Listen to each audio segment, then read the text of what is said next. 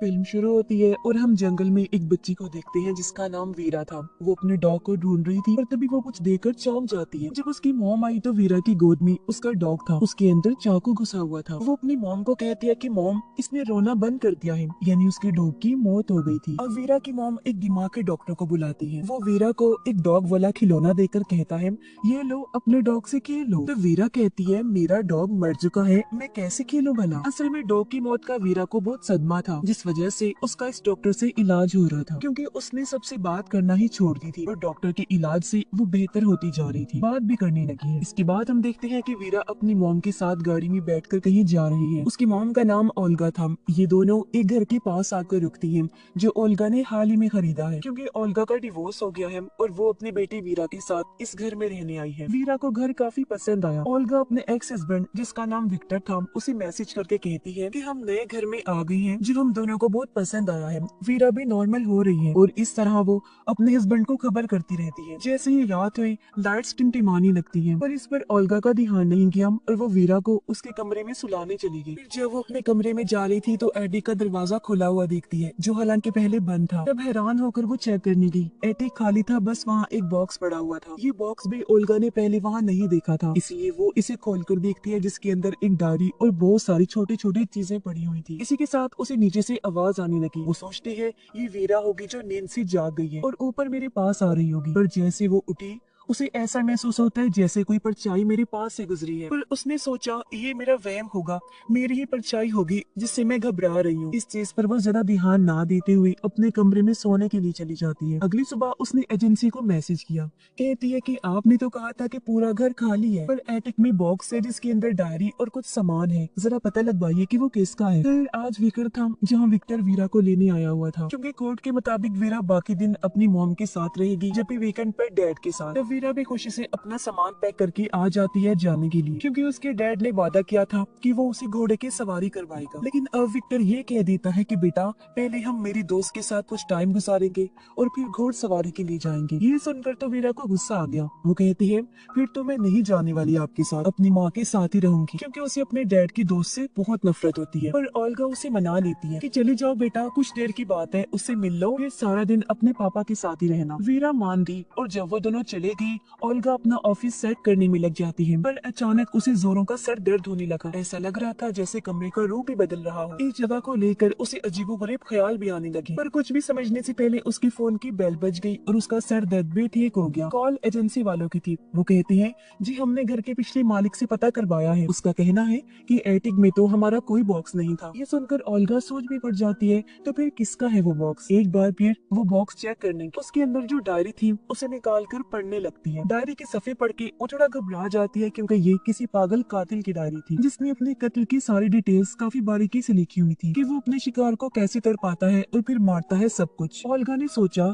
नहीं, ये बॉक्स अब एक सेकंड भी मेरे घर नहीं रहेगा। ये सोचकर वो बॉक्स को घर से बाहर कचरे के पास रख देती है। फिर वो एटिक की सफाई करने दी, पर ये देखकर उसे झटका लगा कि बॉक्स वहीं पर पड़ा हुआ था, जिसे वो कुछ देर पहले कचरे के साथ रख के आई थी। वो फिर से एटिक में आ गया। ओल्गा घबराकर घर से बाहर जाने लगी, पर तभी विक्टर की कॉल आई। वो तो और डरा देने वाली बात बताता है कि वीरा ने अपना हाथ ही काट लिया है और हम हॉस्पिटल में हैं। ये सुनकर तो फौरन ओल्गा हॉस्पिटल पहुंची, जहाँ विक्टर के साथ उसकी दोस्त भी थी। ओल्गा कहती है, आखिर तुमने उसे चाकू दिया ही क्यों? विक्टर की दोस्त कहती है, मैं किचन में काम कर रही थी, वो मेरे पास आकर जिद करने लगी कि मुझे चाकू दो, मैं आपके साथ काम करवाऊंगी। हालांकि मैंने चाकू उससे लेकर रख भी दिया था और उसने दोबारा चाकू लिया और अपना हाथ काट लिया। लो बताओ, ये कोई बात है? ओल्गा सोचती है, कोई हाल नहीं, कितने लापरवाह लोग हैं। तभी डॉक्टर आया। वो बताता है कि आप लोग घबराए नहीं, कोई खतरे वाली बात नहीं है, बस 4-5 दिन रोजाना उसकी पट्टी चेंज करनी होगी ताकि वो ठीक हो जाए। अब ओल्गा उनसे कहती है, अच्छा मैं जा रही हूँ, अगर वीरा ने मुझे देखा तो मेरे साथ चलने की जिद करेगी, मैं उसे कल लेकर जाऊंगी, क्योंकि नया घर है, मैं कुछ काम करवा रही हूँ। पर हम जानते हैं कि वो झूठ बोल रही है,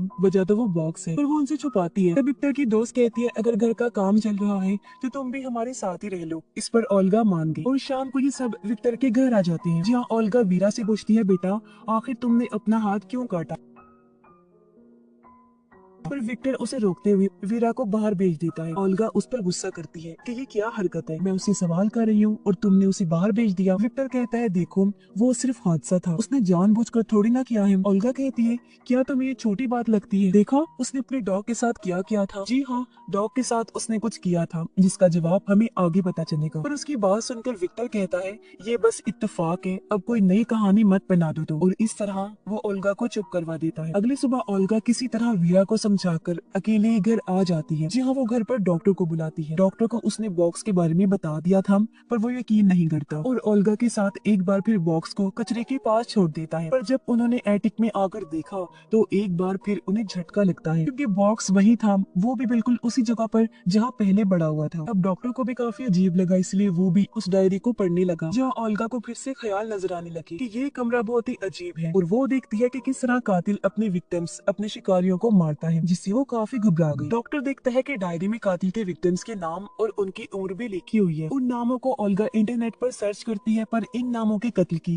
कोई भी न्यूज उसे नहीं मिलती। इसलिए ओल्गा कहती है हो सकता है ये सारे कत्ल जो डायरी में लिखे गए हैं वो सिर्फ ख्याल हो। जब डॉक्टर कहता है कि कत्ल करने की जो टाइमिंग्स लिखी गई हैं और जो डिटेल्स हैं उन्हें देखकर लग नहीं रहा कि ये ख्याल है। जैसे कि एक विक्टिम को जब मारा तो उसे 6:45 पर होश आया, लेकिन फिर 7:45 पर उसकी मौत भी हो गई। बॉक्स में से उन्हें एक इयररिंग्स की जोड़ी मिलती है जो कुछ पुरानी लग रही थी। और इन सारी चीजों से ओल्गा काफी परेशान हो जाती है, क्योंकि उसने अपने सारे जमा किए हुए पैसे घर पर लगा दिए थे। इसीलिए वो सोचती है सब कुछ बेकार में चला गया। उसे समझ नहीं आ रही थी मैं अब क्या करूं। अगले दिन भी ये दोनों डायरी को देख रही थी, जहाँ एक औरत का स्केच बना हुआ था जिसकी शक्ल काफी हद तक ओल्गा से मिल रही थी, लेकिन उसके माथे पर बस चोट के निशान थे। तब डॉक्टर कहता है मेरी एक दोस्त है जो राइटिंग एक्सपर्ट है, वो ये डायरी देखकर पागल कातिल के बारे में सब कुछ बता सकती है, और ये भी क्या जो इसमें लिखा है वो कातिल नहीं लिखा है, साथ ही और भी कई सारी बातें। तभी विक्टर वीरा को घर छोड़ने आता है, और जब डॉक्टर वीरा के हाथ पर पट्टी बंदी देखता है तो उसने पूछा बेटा ये तुम्हारे हाथ पर क्या हुआ है। वीरा जवाब देती है कुछ खास नहीं, बस छोटा सा एक्सीडेंट हुआ था। इतना बोलकर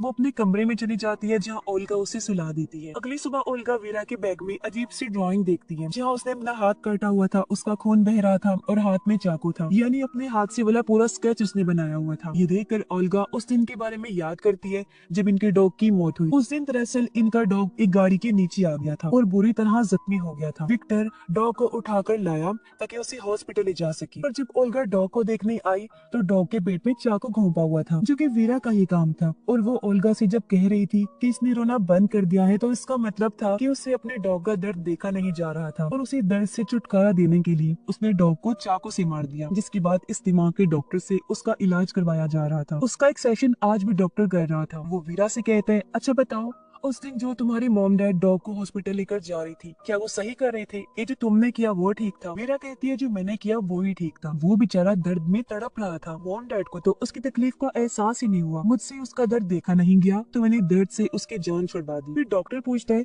अच्छा उस दिन तुमने अपना हाथ क्यों काटा? वीरा जवाब देती है सारी गलती मेरे पापा के दोस्त की है, उसे आता ही नहीं मेरा ख्याल रखना। दरअसल उस दिन वीरा ने अपना हाथ पे जानबूझकर काटा था ताकि वो विक्टर की दोस्त पर इल्जाम देकर उसे कसूरवार साबित कर सके, क्योंकि वो उसे पसंद जो नहीं थी। अगले दिन ओल्गा और डॉक्टर राइटिंग एक्सपर्ट के पास जाते हैं, उसे पागल कातिल की डायरी देते हैं। डायरी की हर चीज को गौर से देखने के बाद वो बताते हैं कि इस डायरी को 3 हिस्सों में बांटा जा सकता है। पहले 2 जो विक्टिम्स हैं उन पर जुल्म करने की, उन्हें मारने की पूरी डिटेल्स लिखी हुई है, लेकिन जो तीसरा विक्टिम है जिसका नाम मार्टिन है, उसे शायद अब एक कातिल ने मारना शुरू किया हो, क्योंकि उसकी कत्ल की कोई डिटेल नहीं लिखी हुई। हो सकता है अब एक कातिल ने उसे ना मारा हो। और हाँ, इन तीनों विक्टिम्स के अलावा डायरी में चौथे विक्टिम के होने के चांसेस भी नजर आ रहे हैं, जिसके बारे में कातिल ने साफ साफ तो नहीं लिखा, जैसे कि उसका नाम क्या है और बाकी डिटेल्स। बस उस अनजान विक्टिम का बार बार जिक्र हुआ है। हो सकता है वो चौथा वाला विक्टिम ही पहला हो, जिसके बारे में कातिल को इसलिए याद नहीं क्योंकि उसका कत्ल उसने बचपन में किया होगा। वैसे जो भी है, वो कातिल लड़की काफी डिप्रेशन में लगी मुझे। उसके अंदर बहुत तकलीफ और बहुत गुस्सा भरा हुआ था।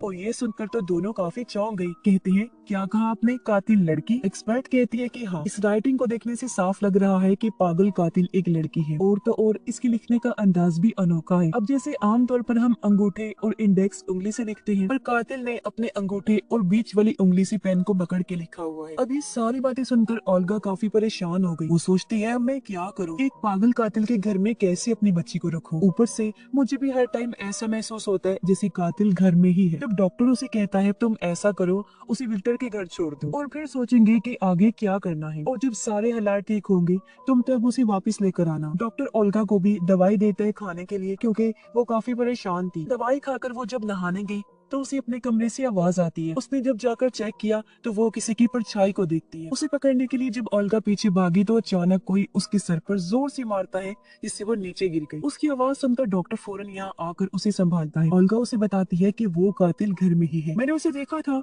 और उसने मुझ पर हमला किया है। पर डॉक्टर को तो वहाँ कोई नजर नहीं आता। पर तभी एडिक में से किसी के भागने की आवाज आई। डॉक्टर सोचता है ये जरूर कातिल ही होगी, इसीलिए वो जाकर जब चेक करता है तो वहाँ जख्मी हालत में ओल्गा बैठी हुई थी, जो अभी भी उस डायरी को पढ़ रही होती है। वो डॉक्टर को कहती है कि देखो, अभी तक इस डायरी में ये लिखा हुआ था कि मार्टिन पर सिर्फ जुल्म किया जा रहा है, पर अब तो इस पर ये भी लिखा हुआ है कि अगले 48 घंटों में उसकी मौत हो जाएगी। ऐसा लग रहा है कि जो भी वो कातिल करती है ना, वो अपने आप ही इस डायरी में लिखा जाता है, और अब हमें मार्टिन का पता लगा कर उसकी जान बचानी हो। फिर जब ओल्गा ने गौर किया तो वो डॉक्टर को उसी औरत का स्केच दिखाती है जिसकी शक्ल ओल्गा से मिल रही थी। वो कहती है देखो, मेरे जैसे इस औरत के माथे पर चोट का निशान है, जो पहले मेरे माथे पर नहीं था पर अब बिल्कुल उसी जगह पर बन गया है। मुझे समझ नहीं आ रही कि क्या हो रहा है। मैंने इतना अंदाजा लगाया है कि डायरी में जो भी लिखा है वो प्रेजेंट यानी मौजूदा वक्त में हो जाता है। मतलब डायरी के हिसाब से माजी में लिखी गई चीजें प्रेजेंट टाइम और फ्यूचर टाइम यानी आने वाले वक्त में होंगी। वो डॉक्टर को कहती है कि मेरी बात पे यकीन करो, मैं सच कह रही हूँ, और चलो मार्टिन को बचा ले चलते हैं। डॉक्टर उसकी बात मान लेता है और ये डायरी में लिखी गई मार्टिन की डिटेल्स निकालते हैं, जहाँ से इन्हें एक रेस्टोरेंट का पता चला। ये जब वहाँ गई तो पता चला कि वो रेस्टोरेंट तो अभी बन रहा है। ये दोनों वहाँ की औरत से कहते हैं कि हम मार्टिन से मिलना चाहते हैं। औरत के हाथ में एक बच्चा था। वो कहती है ये रहा मेरा बेटा, इसी का नाम मार्टिन है। अब डायरी के हिसाब से मार्टिन की उम्र तो 32 साल होगी। तो ये दोनों सोचते हैं कि क्या जब मार्टिन 32 साल का होगा तब उसकी मौत होगी। इस सोच के साथ उनका दिमाग चकरा गया और वो घर आ जाती है। ओल्गा कहती है मुझे इस बात की परेशानी हो रही है कि 48 घंटे खत्म होने को है, मार्टिन को हमें बचाना है, कैसे बचाएं? पर तभी ओल्गा ने बड़ा चौंका देने वाला सीन देखा कि वीरा के हाथ पर पट्टी लगी हुई है, जिस वजह से वो अंगूठे के साथ अपने इंडेक्स वाले फिंगर इस्तेमाल नहीं कर पा रही थी। इसीलिए वो अंगूठे और दरमियान वाली उंगली की मदद से पेंसिल पकड़कर ड्राइंग कर रही थी, यानी वही चीज जो एक्सपर्ट ने कातिल के बारे में बताई थी। ओल्गा उसे पेंसिल छीलकर कहती है कि जब तक तुम्हारा हाथ ठीक नहीं हो जाता तुम ड्राइंग नहीं करोगी। ये सुनकर वीरा को अपनी मॉम पर गुस्सा आ गया, पर तभी विक्टर की आवाज आई और वो भागकर अपने डैड के पास चली जाती है। पर ये क्या, विक्टर तो वीरा के लिए गिफ्ट के तौर पर गोही बॉक्स लेकर आया था, जो एडिक से जाने का नाम ही नहीं ले रहा। ओल्गा तो एकदम सुन पड़ जाती है, उसे समझ नहीं आ रही थी कि ये क्या हो रहा है। पर वो बॉक्स और वीरा को एटिक में लेकर गई और उससे पूछती है बेटा, जो चीजें इस बॉक्स में है क्या तुम उनके बारे में जानते हो? पर वीरा कहती है नहीं मॉम, बिल्कुल भी नहीं। इस पर ओल्गा उसे वहाँ से भेज देती है। और अब जब उसने डायरी को देखा तो उसमें लिखा था कि मार्टिन की मौत हो गई है। ओल्गा फिर परेशान होती है, साथ ही उसे दुख भी हो रहा था कि मैं कुछ नहीं कर पा रही हूँ। इस बारे में जब डॉक्टर उससे पूछता है तो ओल्गा बताती है कि वो पागल कातिल और कोई नहीं बल्कि वीरा है, मेरी बेटी, जो अभी तो बहुत मासूम लगती है, पर बड़े होकर फ्यूचर में वो एक पागल कातिल बनने वाली है। फ्यूचर में जो जो भी खून वो करेगी उन सब की डिटेल्स इस डायरी में लिखी हुई है, जो बताकर उसने डॉक्टर को डायरी दिखाई जहाँ मार्टिन की मौत का जिक्र था। ओल्गा रोने लगी, कहती है आखिर मेरी परवरिश में क्या ऐसी कमी रह गई थी कि मेरी बेटी एक कातिल बनेगी, पर मैं उसे कातिल बनने नहीं देने वाली, प्लीज मेरी मदद करो। इस पर डॉक्टर कहता छोटी बच्ची है अभी वो, हम उसका इलाज कर रहे हैं ना, तुम परेशान ना हो, ठीक हो जाएगी। और डायरी में ये भी लिखा हुआ था कि किसी गलत वाइब्रेशन की वजह से उसने अपना पहला कत्ल किया, और अगर हम उस वाइब्रेशन के बारे में पता लगा लें तो हम उसे रोक सकते हैं। इससे ना वो अपना पहला खून करेगी और ना ही कातिल बनेगी। ओल्गा कहती है वो बात ठीक है, पर अगर उसका पहला विक्टिम डॉग ही था तो फिर उसे तो वीरा ने मार ही दिया है ना, इसलिए अब ये लोग दोबारा राइटिंग एक्सपर्ट के पास गए। तो वो बताती है कि डायरी में किए गए उसने सारे खून बड़ी होकर किए हैं, और जो डॉग को उसने मारा है ना, वो तो बचपन में उसने किया। अपनी तरफ से उसे लग रहा था कि उसने ठीक किया, डॉग को तड़पते हुए उसे देखा नहीं गया तो उसने मार दिया उसे। बचपन में ही की गई गलती को हम खून नहीं गिनेंगे। खून उसने बड़े होकर किया, और उसका पहला विक्टिम वो चौथा है जिसके बारे में मैंने बताया था कि उसका नाम वगैरह नहीं लिखा गया, बस उसका जिक्र हुआ है। और हाँ, हो सकता है उस पहले विक्टिम ने ही बच्ची को कुछ कहा होगा, उसके साथ कुछ किया होगा कि उसे गुस्सा आ गया। हो सकता है कि उसने बचपन में बच्चे की जान लेने की कोशिश की हो, जिसका बदला फिर बच्ची ने बड़े होकर लिया और उसके अंदर का जानवर जाग गया और उसने अपना पहला कत्ल किया, जिसका जिक्र डायरी में कहीं पर भी नहीं। अगली सुबह बेबस होकर ओल्गा वीरा की बर्थडे पार्टी में बैठी होती है और वीरा आराम से खेल रही थी और तभी विक्टर अपने दोस्त को इयररिंग्स गिफ्ट देता है, जो देख ओल्गा को शौक लगा क्योंकि ये वही इयररिंग्स थे जो उसे उस बॉक्स में से मिली थी, कातिल का बॉक्स यानी कि वीरा का बॉक्स, जो देखकर ओल्गा समझ गई कि इसका मतलब वीरा की पहली विक्टिम विक्टर की दोस्त है, यानी बड़े होकर वीरा सबसे पहले उसे मानकर अपना पहला कत्ल करेगी क्योंकि वो उसी सख्त नफरत जो करती है। इसलिए ओल्गा जब उसे घर लेकर आई तो फैसला करती है कि आइंदा की बात में वीरा को कभी विक्टर के घर नहीं भेजूंगी क्योंकि वो कैसे भी करके अपनी बेटी को कातिल बनने से बचाना चाहती थी। जैसे वीकेंड हुआ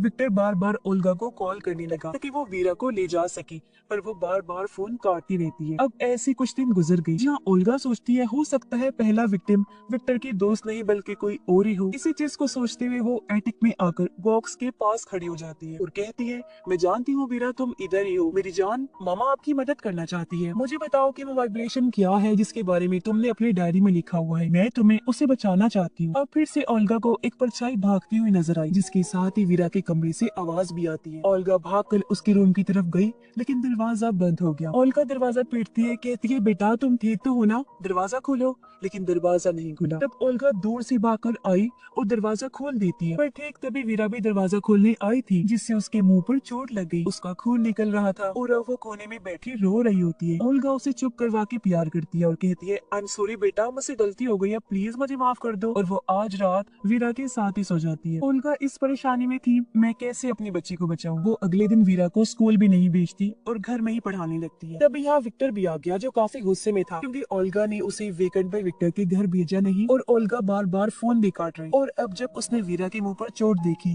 तो गुस्से में पूछता है, ये तो मेरी बेटी के साथ क्या कर रही हो। अब उन दोनों को झगड़ते हुए देखकर वीरा डरकर भाग जाती है। गुस्से में विक्टर भी वहाँ से चला गया। तब यहाँ डॉक्टर भी आ गया। वो कहता है, तुम वीरा को सेशन के लिए क्यों नहीं भेज रही। ओल्गा कहती है, उसे किसी दिमाग के इलाज की जरूरत नहीं है, मैं उसे संभाल लूंगी, उसकी माँ हूँ, उसका ख्याल रखना जानती हूँ और उसे कातिल बनने से रोक लूंगी। तब डॉक्टर वहाँ से चला गया। तभी विक्टर वापस आ गया, वो भी पुलिस के साथ, क्योंकि वीरा को उसके घर ना भेजकर ओल्गा ने कोर्ट के असूल को तोड़ा था, यानी कि अब कार्रवाई होगी। तो अब कोई और रास्ता ना होने पर वो वीरा को विक्टर के साथ भेज देती है। रात को जब वो लोग खाना खा रही थी तो विक्टर की दोस्त उसे कहती है, बेटा हम कल घूमने जाएंगे। तो वीरा बड़े गुस्से में उसके मुंह पर ही कह देती है कि नहीं, मैं आपके साथ कहीं नहीं जाऊंगी क्योंकि आप मेरे डैड की दोस्त हैं, मेरी माँ नहीं। समझ आ गई। ये सुनकर विक्टर को गुस्सा आ गया और वो वीरा को डांट देता है। तो वीरा भी गुस्से में वहाँ से चली गई। उधर ओल्गा और डॉक्टर ये सोच सोच कर परेशान हो रही थी कि आखिर वो वाइब्रेशन क्या होगी जो वीरा को कत्ल करने पर उकसाएगी। उसकी जिंदगी में ऐसा क्या होगा कि उसकी पूरी जिंदगी ही पलटने वाली है। अब अचानक हर चीज हिलने लगी। इन्हें लगा कि शायद अर्थक्वेक आया है, यानी ज़लज़ला। इनके साथ उधर विक्टर का घर भी हिल जाता है। तब विक्टर उसकी दोस्त भागकर वीरा के कमरे में आए ताकि उसे अपने साथ लेकर बाहर जा सके, पर वो मना कर देती है। कुछ देर बाद जब अर्थक्वेक रुका तो ओल्गा डॉक्टर से कहती है, कहीं यही वो वाइब्रेशन तो नहीं जिससे वीरा कातिल बन जाएगी। इसी सोच के साथ दोनों विक्टर के घर जाने लगी, पर रास्ते में अर्थक्वेक की वजह से काफी बड़ा पेड़ गिरा हुआ था। इन्हें यहाँ फंस गई थी। उधर जब विक्टर और उसकी दोस्त सो रहे थे तो तभी चुपके से उनके कमरे में वीरा है जिसने हाथ में कैंची पकड़ी हुई थी। अब विक्टर ने अपने दोस्त को जो इयररिंग्स दिए थे वीरा वो उठा लेती है, यानी कि ये इयररिंग्स इस तरह उस बॉक्स में आई थी। अब लग रहा था कि कैंची से वो उसका गला काट देगी, लेकिन बदला लेने के लिए वो बस उसके बाल काट देती है। पर अचानक विक्टर की दोस्त की चौंक कर आंख खुल जाती है। वो बौखलाते हुए उठ गई। तब विक्टर वीरा को बाहर लेकर गया, उसे डांट देता है, ये तुम क्या हरकत कर रही थी, हाँ पागल हो गई हो। वो उसे और भी बुरा भला कहकर खूब डांटने लगता है। वीरा रोते हुए वही सीढ़ियों के पास बैठ गई, कहती है मुझे मॉम के पास जाना है। तभी यहाँ ओल्गा और डॉक्टर भी आ गई। ओल्गा के पास भी इस घर की चाबी थी और जब वो अंदर आई तो उसे किसी के गिरने की आवाज आई और जब उसने जाकर देखा तो वहाँ विक्टर की लाश थी, यानी उसे मार दिया गया था। और जिस पहले कत्ल का डर ओल्गा को था आखिर वो हो ही गया। ऊपर सीढ़ियों के पास वीरा बैठी हुई थी। असल में विक्टर उसे लगातार डांटता ही जा रहा था, जिस बात से गुस्सा होकर उसने विक्टर को धक्का मारा और वो किनारे पर ही खड़ा था। उसका पैर फिसला और सीढ़ियों में आकर गिरा और उसकी मौत हो गई। ये देखकर ओल्गा पूरी तरह टूट गई, घोट फूट कर रोने लगती है क्योंकि ये पहला कत्ल एक ट्रिगर की तरह है कि अगर ये हो गया तो फिर बाकी कत्ल भी होंगे। और ओल्गा की लाख कोशिश के बाद भी कोई वीरा को कातिल बनने से नहीं रोक सकता। फिर जैसे अगली सुबह हुई, एम्बुलेंस टीम, पुलिस सब आ जाते हैं। डॉक्टर ओल्गा से कहता है कि वीरा को नहीं लेकर जा सकती तुम, क्योंकि अभी इन्वेस्टिगेशन चल रही है। अब जैसे ओल्गा अकेली हुई, मौके का फायदा उठाकर चुपके से वीरा को लेकर गाड़ी में बैठती है और वहाँ से ले जाती है। अब ओल्गा ऐसा अपने बच्चे को बचाने के लिए नहीं कर रही थी, बल्कि वो वीरा को कहती है कि बेटा, तुमने जिसे सीढ़ियों से धक्का देकर मारा है ना, वो तुम्हारे डैड थे। मुझे लग रहा था कि तुम बड़े होकर कातिल बनोगी, पर तुम तो बचपन में ही बन चुकी हो। पर अब मैं नहीं चाहती कि मजीद तुम्हारे हाथों किसी की भी जान चली जाए, इसीलिए मैंने फैसला किया है कि हम दोनों को मर जाना चाहिए। ये कहकर ओल्गा ने गाड़ी तेज कर ली। वो जानबूझकर एक्सीडेंट करवा देती है, जिससे उनकी गाड़ी पलट गई और स्क्रीन ब्लैक हो जाती है। अगले सीन में हम देखते हैं कि ओल्गा बच तो गई है, पर उसकी हालत बहुत खराब है। उसे काफी चोटें आई थी। सिर्फ वही नहीं बल्कि वीरा भी बच गई थी। वो सामने बैठी हुई थी, लेकिन उसे कम चोटें आई थी। वो ओल्गा को घूर कर देखती है। ऐसा लग रहा था जैसे सोच रही हो कि तुमने मेरी जान लेने की कोशिश की है ना, देखना तुम्हारी साथ भी हिसाब बराबर करूंगी। अब यहाँ हम याद करते हैं कि राइडिंग एक्सपर्ट ने कहा था कि वीरा की पहले विक्टिम ने उसके साथ कुछ किया होगा, उसे गुस्सा दिलाया, उसे चोट पहुंचाने की कोशिश की होगी। जब भी वीरा को गुस्सा आया, उसका दिमाग खराब हुआ और उसके अंदर का जानवर जाग गया। और जब भी उसने अपना बदला लेने के लिए अपने उस पहले विक्टिम को मार दिया, जिसके बाद उसे लोगों को मारने की लत लग गई, जहाँ बड़ी होने के बाद उसने और भी लोगों का कत्ल किया। अब हम जानते हैं कि हालांकि विक्टर वीरा की वजह से ही मरा है, पर उसने तो वैसे ही खुद से दूर करने के लिए उसे धक्का दिया था। मतलब उसका इरादा अपने डैड को मारने का नहीं था, यानी वो बस एक एक्सीडेंट था। पर जैसा कि हमने देखा कि ओल्गा ने उसकी जान लेने की कोशिश की, तो तब बदला लेने के लिए वीरा पहला कत्ल ओल्गा का करेगी। यानी उसका पहला विक्टिम और कोई नहीं बल्कि उसकी माँ है। वो पहला कत्ल उसका करेगी। और बॉक्स बार बार इसलिए एटिक में आ रहा था क्योंकि अर्थक्वेक आने से टाइम ट्रेवल यानी पास्ट प्रेजेंट का पोर्टल वहाँ पर खुल गया था, जहाँ से ही बार बार वो एटिक में आया जाया करता था। क्योंकि इसके बाद भी कई साल वीरा उसी घर में रही और लोगों के खून, उन्हें मारना पीटना सब वो यही करती, जिसके बारे में उस डायरी में सब कुछ लिखा हुआ है। और इस तरह ये लूप चलता रहा और बार बार बॉक्स वापस आने के पीछे यही वजह है। अपनी माँ ओल्गा का पहला खून करने के बाद वो आखिर पागल कातिल बन जाएगी, जो सीरियल किलर होगी, यानी कि वो किसी को भी नहीं छोड़ेगी। और इसी भयानक एंडिंग के साथ ये फिल्म इधर ही खत्म हो जाती है।